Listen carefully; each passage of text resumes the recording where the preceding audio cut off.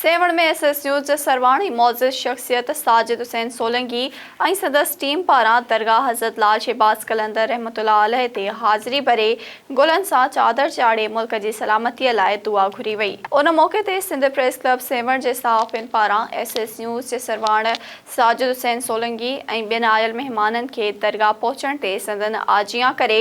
सिंधी टोपी अजरक जा तोहफ़ा पाराया। ज़ियारत खां पोइ दरगाह लाल शहबाज़ कलंदर ते क़दीमी रवायती थींदड़ धमाल में रक़्स जा नज़ारा पिण ॾिठा विया।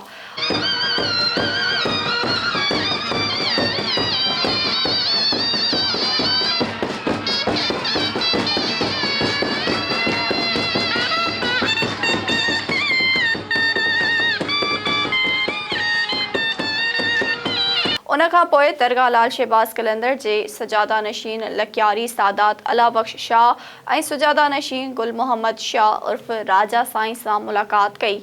जिथे सैयद अला बख्श शाह लकियारी आयल एसएस न्यूज़ जे सरवाण साजिद हुसैन सोलंकी सां मुख़्तलिफ़ सियासी समाजी मामलनि ते ख़ूब कचहरी कई। उन मौक़े ते एसएस न्यूज़ जे एमडी नज़र मोहम्मद सियाल, वसीम सुमरो, सरफराज सियाल, नदीम पालारी, ज़ुल्फ़िकार कोरेजो ऐं सिंध प्रेस क्लब सेवण जा सहाफ़ी अब्दुल सलाम सोलंकी,